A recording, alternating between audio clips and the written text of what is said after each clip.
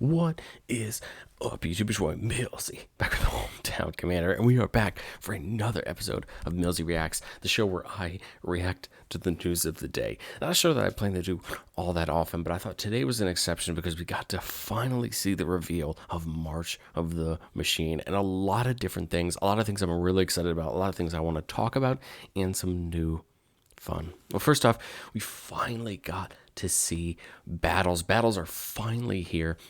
We finally got to see some of the nitty-gritty of battles. Now, all the battles in March of the Machine are what's called the new Siege subtype. All of them work very similar. As they enter in, you get to choose an opponent to protect this battle. You and other players can attack it. Once defeated, you get to cast the backside for free. All the ones we're going to talk about really quickly are just the ones that caught my eye, that I thought were kind of interesting. And I think the real question we need to ask ourselves are these battles worth the process of going through getting the backside? All of them do something on the front side when they come in, but the question is, are they worth what you get on the backside, right? I think that's the question we have to ask ourselves. And I think for some of them, it's going to be really worth it. So first up, we have Vision of Zendikar. This is the first one we saw, 3 in a green. Comes in, it says when there's the battlefield, you get to search your library up to 2 basic land cards, put the battlefield tapped, and then shuffle. Well, this isn't a bad rate just for the front side. 3 in a green. Your Cultivates and your Kadama's Reaches are 2 in a green. Sky Shroud Claims and Ranger's Path are 4 mana as well. So this is pretty cool. So it fits right in that range. Just 3 points we have to hit it. If we hit for 3, we get to cast the backside, Awaken Skyclave, which is, as long as it's on the battlefield, it's a land addition to its other types, so it's kind of a creature and a land. Vigilance, Haste, tap for 1 mana color. This is kind of interesting. I think it's a good card. I think it'll get played a lot in the landfall style decks, and if you're playing Elemental Tribal, this seems like a great card. I'm not sure how much Evasion of Zendikar is going to get played, but I feel like for the decks that really want it, this is something that's going to work out well. Next up, we have Invasion of Ikoria, the one that caught my eye initially the most. One, because of that gorgeous art on the front side, and then, of course, the thing on the back side, which we'll talk about in a second. Invasion of Ikoria, X green, so an X spell, an X battle. When it enters the battlefield, search your library or graveyard for a non-human creature card with mana value X or less and put it on the battlefield. If you search your library this way, shuffle. So we get a Finale of Devastation or a Green Sun Zenith type effect, but can be non-human. And it's X or less. Comes down with 6 points on it. Now, if we're in a big green creature deck where we're trying to use this to get the creature anyway, that's not going to be a problem. And when we finally get it to the backside, it says, for each non-human creature you control, you may have that creature assign its combat damage as though it's weren't blocked. I feel like this is just a piece that's going to help those big green creatures end games. This can get you pretty much anything you need in one of those decks. 5 or 6 mana into this, making it 8 total, can get you a lot of different things. And then what you're going to go do is attack it, flip it, and then basically you're probably going to end the game at that point, right? Most big creature decks, as soon as you don't have to assign damage as though it weren't blocked, you're just going to pummel people. Love the art. I think this is one of those cards that I'm definitely going to give a quick look at. This one I thought was kind of interesting. Invasion of Tolvada, which is where I believe that Kaya is from. Front side says when it enters the battlefield, return target non-battle permanent card from your graveyard to the battlefield. 5 mana, bring anything back from the graveyard, which is kind of interesting. And once you knock it down, it says creature tokens you control get +1/+0 and have lifelink. At the beginning of your end step, create a 1/1 black spirit token with flying. I think a lot of this is going to come down to how well you can take advantage of the backside. 5 mana on the front side to get any permanent from your graveyard back to the battlefield is kind of interesting. Yes, there's cheaper ways to get creatures out of your graveyard, but the question is, can you really take advantage of that front side? But then on the back side, this is going to make any token deck that can take advantage of this even better. We have a lot of these token decks which are going low and wide, right? All those have lifelink now. You have no worry to swing because you get that +1/+0 as well. This is kind of interesting. This is one that kind of caught my eye, especially because bring anything back from the graveyard is kind of interesting. Next up, we got a couple of them that we saw, but the one I want to talk about here is Invasion of New Phyrexia. So, of course, we got to see that one of the Planeswalker decks, one of the Commander Precons is a Knights deck, an Esper Knights deck. Well, we have Invasion of New Phyrexia, X white blue for a Battle Siege, and it says when it enters the battlefield, create X 2/2 white and blue Knight creature tokens with Vigilance. So this doesn't have to just go in a Knight's deck. This go in any token deck in blue-white that wants some tokens. And on the backside, we have Teferi, Coast of Zalfir. +1, draw 2 cards, and then discard 2 cards unless you discard a creature card. +2, get you an emblem with Knights you control, get +1/+0, and have Ward 1. So this could potentially help with people taking out your knights, especially one of these go wide knights deck. And then -3 tap X creatures you control when you do shuffle target non-land permanent opponent controls with mana value X or less into its owner's library. I think this is kind of interesting. It's a payoff to the Knights deck that's eventually going to exist, but it's also probably just decent card in the blue-white tokens deck. I mean, this is probably a card that could be kind of interesting in a Calgar list or something like that, where you're already trying to go wide anyway. And you don't even have to flip it, but if you do flip it, you can get some of the bonuses that are involved. And then one that kind of caught my eye, of course, because I have a Dragons deck, and Dragons are something that I enjoy to play, was Invasion of Tarkir, one of my favorite planes of all time. This is when Invasion of Tarkir enters the battlefield, revealing a number of Dragon cards from your hand. When you do, it deals X plus 2 damage to any other target where X is the number of cards revealed this way. So 2 mana comes in, you reveal dragons from your hand, you dome your opponent. In Commander, this is going to be pretty easy because most of these dragon decks at the end of the day are combo decks. You're drawing cards, you're doing things. So you're probably going to have a ton of dragons in your hand. In a Tiamat or an Ur Dragon, you're probably always going to have dragons in your hand anyway. So for 2 mana, you could potentially hit somebody for a decent amount of damage. And then as soon as you get it to the backside, this is whenever a dragon you control is dex, it deals 2 damage to any target. Well, we're probably already going wide with dragons anyway. So the cool part is once we flip this over, if that's something we want to do, A, it's a dragon for the purposes of our abilities. And then the second is it's going to make all of our damage, our dragons deal damage when they attack. We might get blockers out of our way, dome our opponents in the process. I think this is kind of interesting. I really like this, and I'm intrigued to see if this gets any play. And the cool part is this is at Mythic, so these battles definitely do range across the rarities. Now, they already said there'd be 1 battle per pack, so of course those uncommon ones are going to be pretty easy to find. I'm sure the rare and mythic ones will be a little bit less easy to find, but very interested to see what else we get to see as far as battle goes. All right, well, let's get into some of the legendary creatures that intrigue me. And the first is not something I plan on necessarily building by itself, but it's something I plan on smashing into a ton of other decks, and that's Atali, Primal Conqueror, 5 red for a legendary creature, Elder Dinosaur. Trample, whenever it enters the battlefield, each player exiles the top cards from the library until they exile a non-land card. You may cast a number of spells this way among the non-land cards exiled this way without paying their mana cost. So instead of going on attack and getting the top card, when it enters the battlefield, you get everybody reveals in the non-land, and you get all of them for 10. You can transform it on the backside, trample indestructible whenever it deals combat damage to a player. They get that many poison counters, so it can definitely end the game on its own on the back. This is a card for me. I've been messing around in the background with Henzi Toolbox Tori and Agnes and some of these Jund commanders where I'm trying to find fun ways to end the game that way. And Atali just got spoiled at the perfect time to go into that deck. That deck is coming. That will be coming out after March of the Machines. We see all of it. But a card I'm really interested in, and I'm sure we will see some people build around this, but I just want to show off this Lost Caverns of Ixalan frame we have coming up. Love this frame.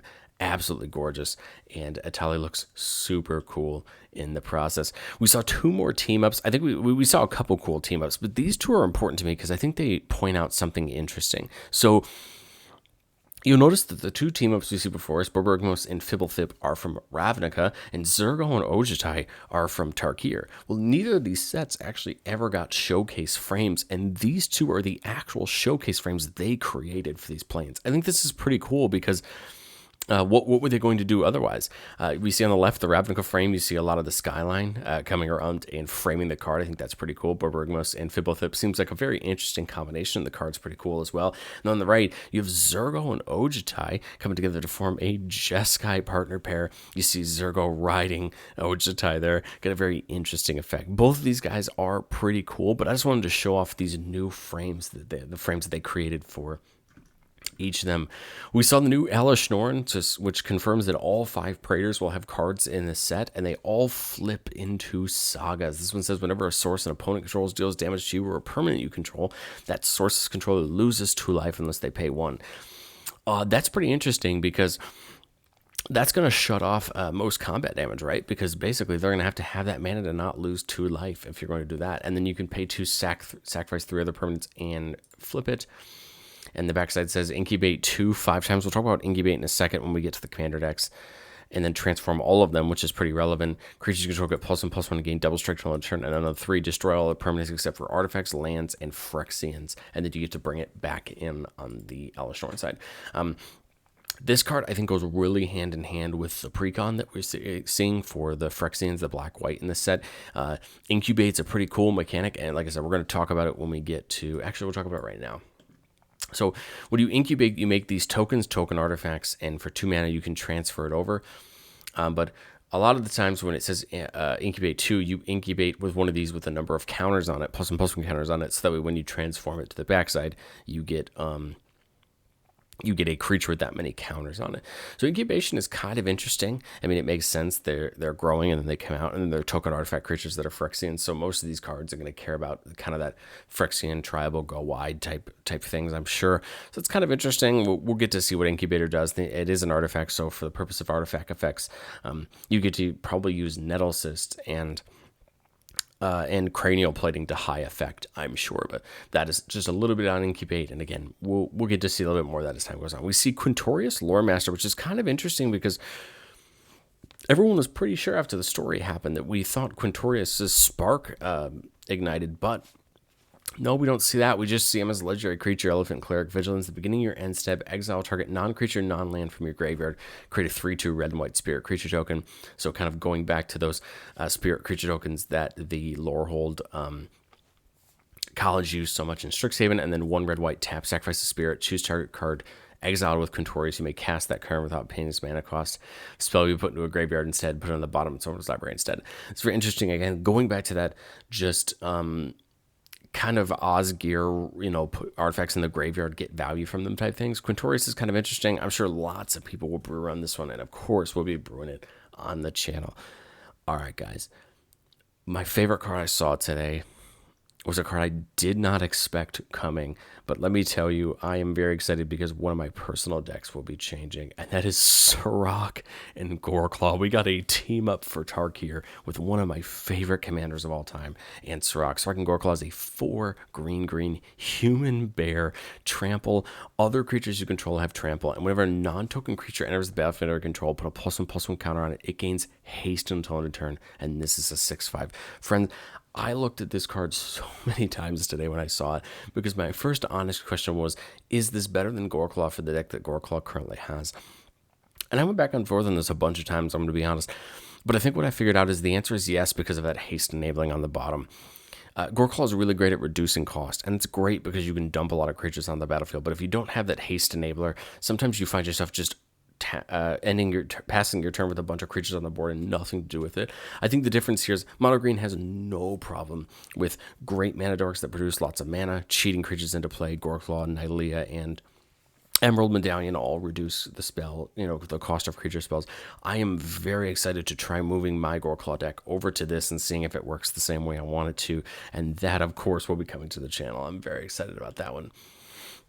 Next up, we got to see a bunch of more of the Commander's cards, the legendary cards for this Multiverse Legends alternate set that we have in March of the Machines, kind of like the Mystical Archive in Strixhaven or the Retro Artifacts in the Brothers War.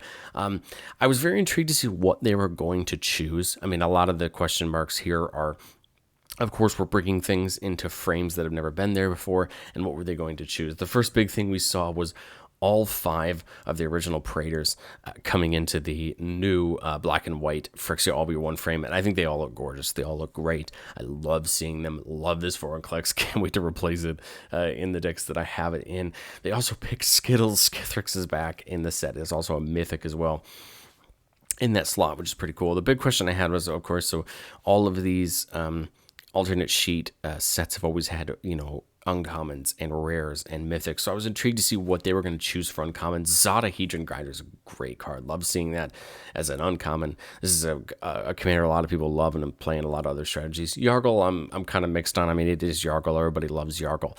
But of course, put in that pretty Dominaria frame, we get to see Amory, Lurker of the Lock in that storybook style Eldraine frame. Again, it looks pretty. Amory's a card that just got a secret lair reprint, and it was in the Brothers War Commander deck. So Emery didn't necessarily need the reprint, but this was my expectation. We were going to get some sort of commander that is from a plane like that is really popular. We see Kroxa, Titan of Death's Hunger from Theros, getting that beautiful constellation frame. I kind of wished we had gotten something else, whether it be Uro or any, I don't know. I mean, Theros doesn't have a ton of commanders I can think of off the top of my head, but it makes sense. Croaks has played in other formats. It's not just played in Commander. So again, I get it that not all of these are necessarily just targeted at Commander. Some of them are targeted at other formats. And then we see Niv Mizzet Reborn, our 5-color Niv Mizzet from our War of the Spark, coming into that pretty Ravnica frame. I'm excited to see what else we get to see in the Ravnica frame. Hopefully it's not just Niv Mizzet, but again, that's a pretty frame, and I certainly do like it. Well, we got to see our 5 pre-con commanders, and I have to say there aren't any of them that I'm desperately in love with, but at the same time, there's not any that I'm disappointed by. Brimaz, Blight of Raskos, is our commander for the white-black Phyrexian deck. This is whenever you cast a Phyrexian creature or artifact creature spell, incubate X, where X is that spell's mana value. That's killer if you want to go Phyrexian tribal.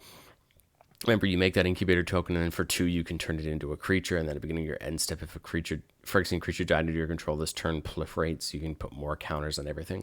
Kind of an interesting style, trying to make this Phyrexian tribal work, and I think that's kind of interesting. I think it has an interesting shot down the right way, and it'll just be what you choose to build around, how you choose to build that black-white into your advantage. Sidar Jabri of Zhalfir is the first card since the original Commander decks to have Eminence. This is whenever you attack with one or more knights, if it's in the command zone or on the battlefield, draw a card, then discard a card. So free loot for attacking with any number of knights. Flying first strike whenever it deals combat damage to a player. Return target knight creature card from your graveyard to the battlefield. Perfect for Esper. Bring those creatures back. I like it. I'm intrigued to see what we can do with knights in Esper colors.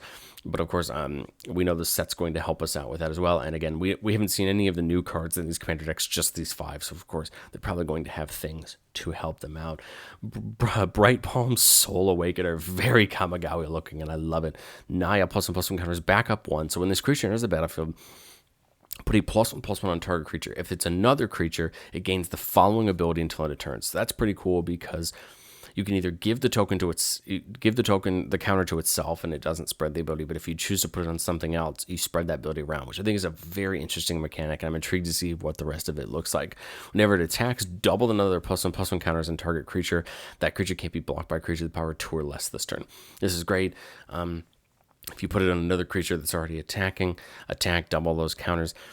I think this has a lot of interesting upside. And remember, we're playing in a space with Kamigawa that already had all of that modified stuff the last time we were there, Chishiro and all that kind of stuff. So I think Bright Palm's going to have a lot of good support there. Kazla, the Broken Halo, Convoke, so creatures you control can help cast it by tapping for 1 colorless mana or a mana of that creature's color. Flying Vigilance, Haste, so great. 6 mana, we want it to come down and do something, especially helpful. Now, the cool part about Convoke is you can convoke with creatures that don't have haste because you're paying for an ability and not tapping them for mana. So that's pretty cool. And then this is whenever you cast another spell that has Convoke, scry 2, and then draw a card. So we've already seen some spells from the set that have Convoke, some pretty big spells. I'm intrigued to see what this deck kind of does. It's a deck that interests me a little bit more than I expected.